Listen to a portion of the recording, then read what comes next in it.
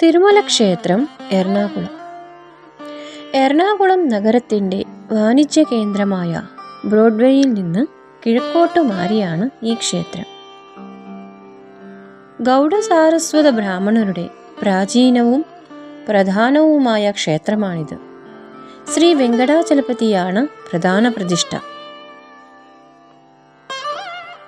പണ്ട് പോർച്ചുഗീസുകാരുടെ മതപരിവർത്തനത്തെ ഭയന്ന് ഗോവയിൽ നിന്ന് കൊച്ചിയിലെത്തിയ ചേർന്ന സമുദായാംഗങ്ങളിൽ 8 വീട്ടുകാർ ഇവിടെ വന്ന് താമസിച്ചു. അവരിൽ പ്രധാനിയായിരുന്ന ദാമോദരാചാരി എന്ന വൈദിക ശ്രേഷ്ഠൻ തൻ്റെ കുലദേവതയായി ആരാധിച്ചു വന്നിരുന്ന വെങ്കടാചലപതി വിഗ്രഹവും കൂടെ കൊണ്ടുവന്ന് സ്വഗൃഹത്തിൽ വെച്ച് പൂജിച്ചു വന്നു. ക്രമേണ ആ 8 വീട്ടുകാർ യോഗം ചേർന്ന് ഈ വിഗ്രഹം ഒരു ക്ഷേത്രം പണി കഴിപ്പിച്ച് അവിടെ പ്രതിഷ്ഠിക്കണമെന്ന് തീരുമാനിച്ചു.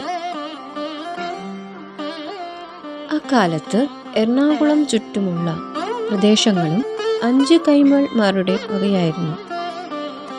അതിനാൽ ഇന്നത്തെ എറണാകുളം അന്ന് 5 കൈമൾ എന്ന നാമത്തിലാണ് പരക്കെ അറിയപ്പെട്ടിരുന്നത്. ഇന്നും കൊങ്ങിണി ഭാഷയിൽ എറണാകുളത്തിന് 5 കൈമൾ എന്നാണ് പറഞ്ഞു വരുന്നത്.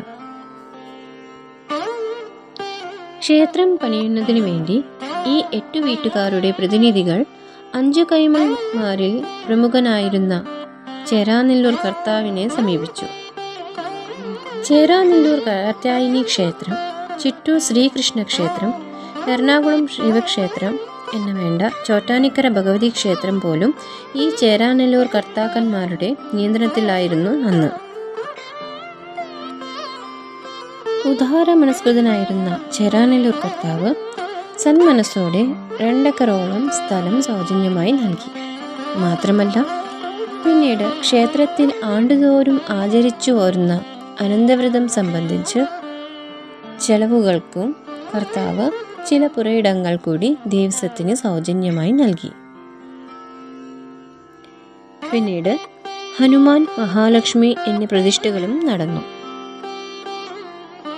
എറണാകുളം MG റോഡിന് ചേർന്നുള്ള TD റോഡിന് അഭിമുഖമായി അലങ്കാര ഗോപുരം കാണാം. അകത്ത് പ്രവേശിച്ചാൽ കിഴക്കേ ഗോപുരം, അതിന് വടക്ക് ഭാഗത്തായി ക്ഷേത്രക്കുളവും ഉണ്ട്. ഗോപുരം കടന്ന് അകത്ത് വലിയ ആനപ്പന്തലും ധ്വജവും കാണാം.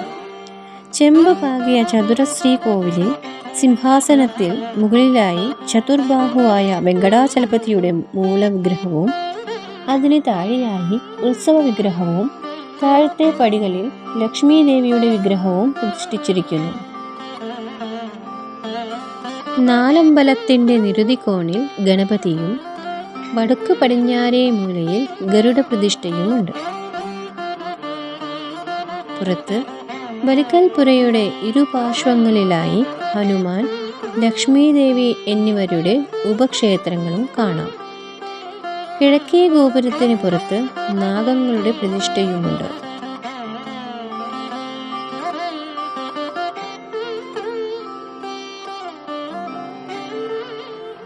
മാഘമാസത്തിലെ രേവതി നാളിൽ ആറാട്ടുവരത്തക്കവണ്ണം 8 ദിവസത്തെ ഉത്സവമാണ് കൊണ്ടാടുന്നത്.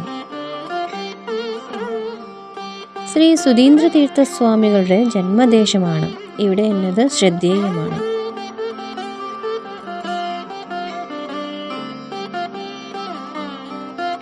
വീണ്ടും അടുത്ത വീഡിയോയിൽ കാണാം. നന്ദി.